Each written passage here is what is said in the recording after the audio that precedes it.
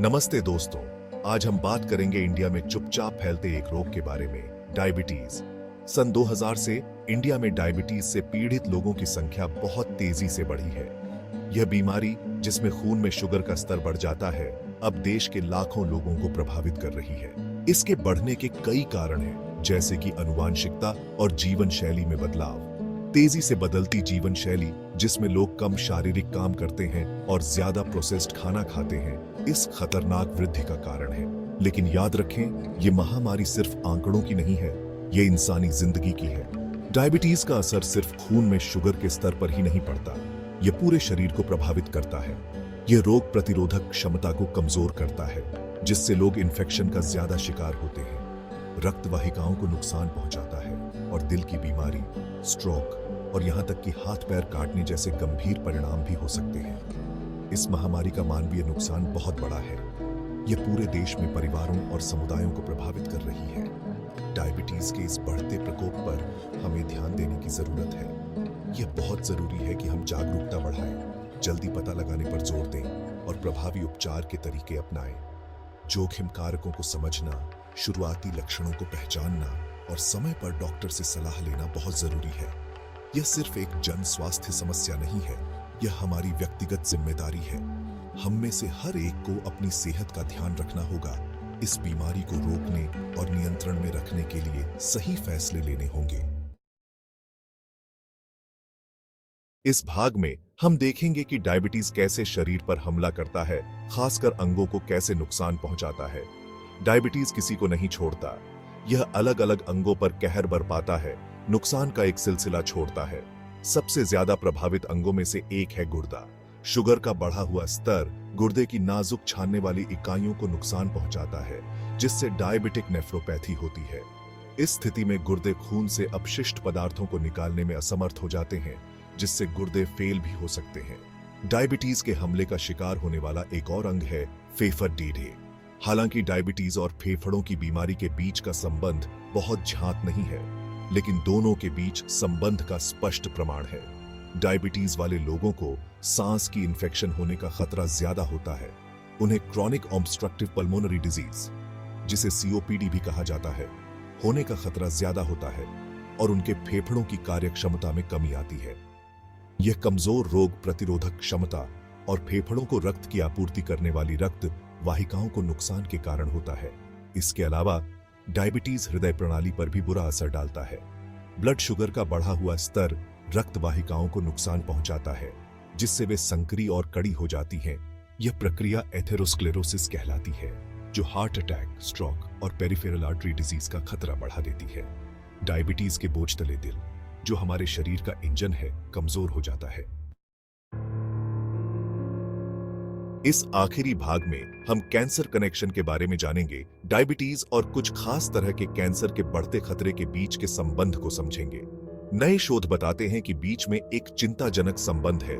माना जाता है कि पुरानी सूजन, इंसुलिन प्रतिरोध और ब्लड शुगर का बढ़ा हुआ स्तर इसमें महत्वपूर्ण भूमिका निभाते हैं। अध्ययनों से पता चला है कि डायबिटीज वाले लोगों में अग्न्याशय, लीवर, कोलन, स्तन और मूत्राशय के कैंसर की संभावना ज्यादा होती है।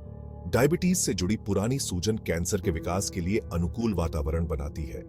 इंसुलिन प्रतिरोध, जो कि टाइप 2 डायबिटीज की एक खास बात है, कोशिकाओं की सामान्य वृद्धि को बाधित करता है और ट्यूमर बनने का खतरा बढ़ाता है।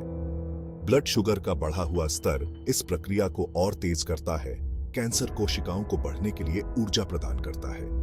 यह संबंध डायबिटीज की महामारी से निपटने की तत्काल जरूरत पर जोर देता है।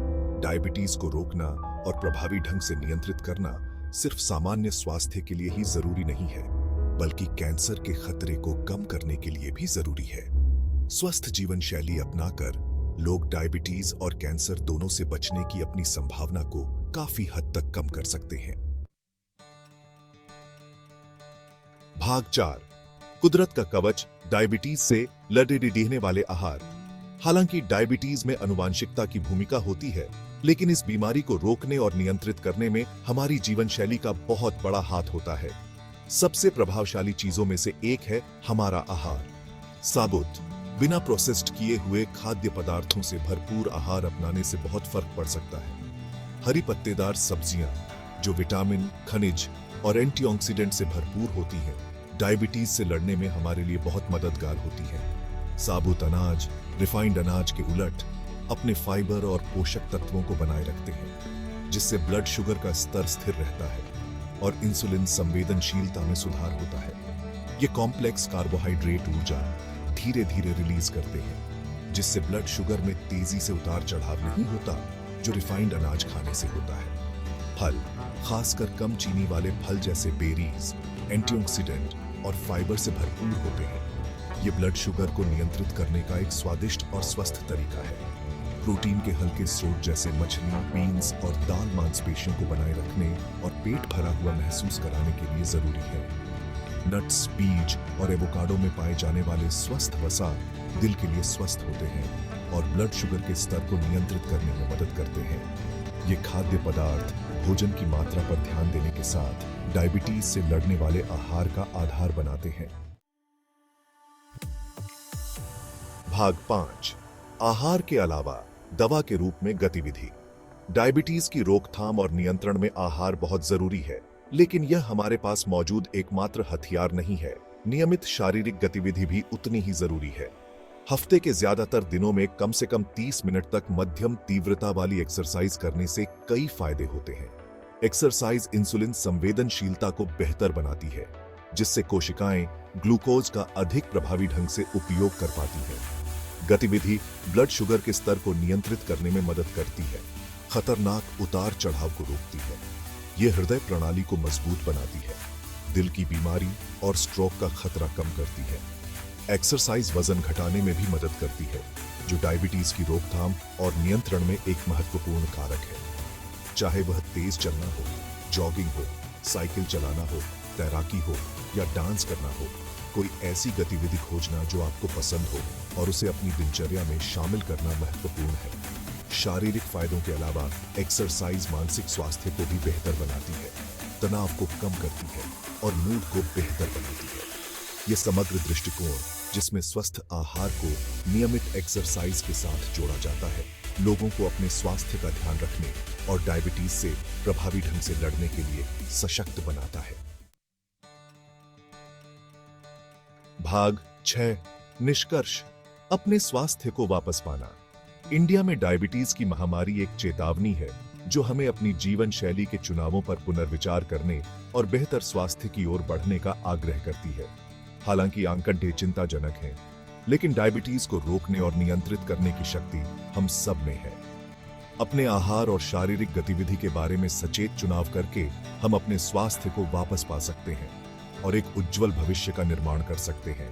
आइए, प्रोसेस्ड खाद्य पदार्थों के बजाय साबुत, बिना प्रोसेस्ड किए हुए खाद्य पदार्थों को चुनें, रोजाना गतिविधि को प्राथमिकता दें और नियमित रूप से डॉक्टर से चेकअप कराएं। आइए, खुद को डायबिटीज के बारे में शिक्षित करें, जोखिम कारकों को पहचानें और अपने प्रियजनों को भी ऐसा करने के लिए प्रोत्साहित करें। यह सिर्फ व्यक्तिगत स्वास्थ्य की बात नहीं है, यह हमारे देश के स्वास्थ्य की बात है। मिलकर हम इस महामारी से लड़ सकते हैं, एक समय में एक स्वस्थ चुनाव करके।